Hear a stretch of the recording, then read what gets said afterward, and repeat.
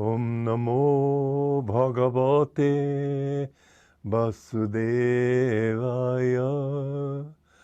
Om Namo Bhagavate Vasudevaya. Om, I bow to the Lord Vasudeva. Hello, everybody. I'm going to go on reading from the first chapter of the Gita. In stanza or shloka 19, I think that Vedavyasa must have had a lot of fun writing this book. That mighty tumult reverberating through heaven and earth, that it's sort of a fun image, this noise coming. Actually, it's a subtle sound, it's not a tumult at all, but he's having a lot of fun. Let's just take it that way. That mighty tumult reverberating through heaven and earth, penetrating the devotees' astral and physical bodies, in other words, pierced the hearts of Dhritarashtra's son, and thereby shook the faith of the devotee and the attractiveness of material enjoyment. Well, what happens actually in meditation is that you begin to feel more and more contentment in yourself. I think I told you the story of that man I met who was alcoholic, and he took Kriya initiation to Kriya Yoga. And friends of his mocked at him, saying, well, you can't stay away from drink for a few minutes. What are you doing taking such a lofty spiritual teaching? And he said, I can't help my drinking, but at least I can help myself. And so he took this initiation, and he practiced his Kriya with his Kriya beads in one hand and his glass of whiskey in the other. And after practicing it some time, he said, I don't need this anymore. And he gave up the whiskey, never went back to it. And he talked to me how he was hearing the Om underneath all machinery. He worked in a factory, and underneath that machinery, he heard the sound of Om all the time. This is the thing that makes the attractions of this world very unattractive. When you have a sense of comparison and when you can feel that inner joy. In the beginning, when you're not feeling any results, it's harder. You have to go by faith. You have to go by that negative aspect of dispassion, that this isn't working, let me try this other. But in time, as you go along, you begin to realize that everything I'm looking for is right here. And you feel so much joy inside yourself that other amusements just don't amuse you anymore. People urge you to come with them to a nightclub. You just don't want to. What's the point? They urge you to come to parties, and you may, out of politeness, share with them, but more likely you're going to think in terms of how can I get home. You don't want all that noise and tumult anymore. So when Vedavyasa in the Gita speaks of the tumult, the good side is creating. That's really not quite the right word, but it's fun. I don't know what it is in Sanskrit, but it's fun anyway. It's, if not tumult, much, much more attractive.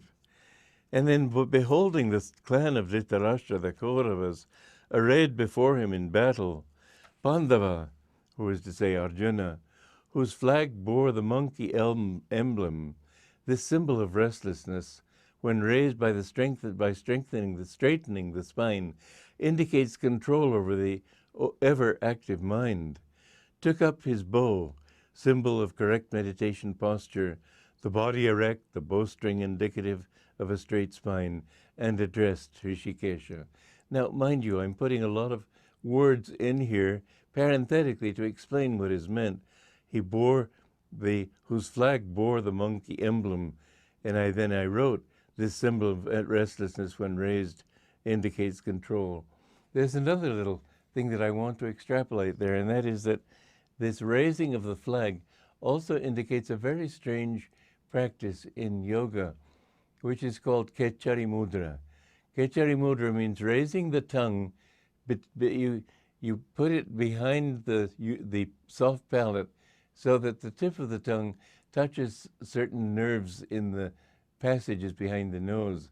And this creates a certain short circuit that brings you into a meditative state. And it's a very helpful practice to do.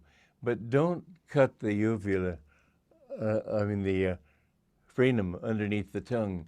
Don't cut that, because that would be a dangerous thing. One person was doing it and he began to feel the sensation in his tongue going numb. Don't do it. But by gradual stretching you can. When you can bring that energy so that the tip of the tongue and these nerves behind the nose are conjoined, you're having the spiritual sexual union, where this union brings you up into the bliss of the spirit. These are esoteric things. There are many esoteric things which the churches will scoff at, but sort of on the sly, why not try it? Because you'll find that there's a lot of fun waiting for you if you can get out of the churches and get into the real church of your own body. Your body is your true temple, and you can go up the aisle of your spine to the altar of bliss at the point between the eyebrows and see there the candles burning of everlasting light and love. So you have a world within you. Jesus said the kingdom of God is within you. I'm not teaching you anything that is contrary to the teachings of Jesus Christ, but I'm not teaching you anything contrary to the teachings of any true master, because the fact is that when you have achieved God, then you go beyond religion. It doesn't matter whether you're a Muslim or a Christian or a Jew or a Hindu or a Buddhist. It doesn't matter. These are outward words. There's only one religion in the entire universe, and that is, in India, it's called Sanatana Dharma, which they call the name of their Hindu religion, but it's really the religion that would have to be the religion of the most, on the planets in the most distant galaxy in our universe. Because what it means is that everything has come from God, and everything must merge back eventually into God. So when Arjuna raised his flag, he was really talking about the tongue, and he raised his bow in order to be straight. Remember, there's also another bow here, the eyebrows. And the arrows that you shoot through your eyebrows are the arrows of your concentration, your divine superconsciousness. You want to shoot through that spiritual eye. It's like a target. You want to shoot for the bullet, the bullseye in the center, which is the five-pointed star in the center, and concentrate on that.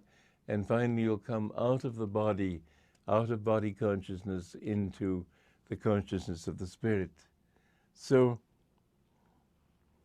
Arjuna said in verses 21 to 23, "O changeless Krishna, I respectfully ask thee to guide my chariot between the two armies, that I may see them opposed in full battle array, there to observe the warriors with whom I am to contend. Let me study those warriors who willingly support Dhritarashtra's son, Duryodhana." And here begins the whole story of the Bhagavad Gita.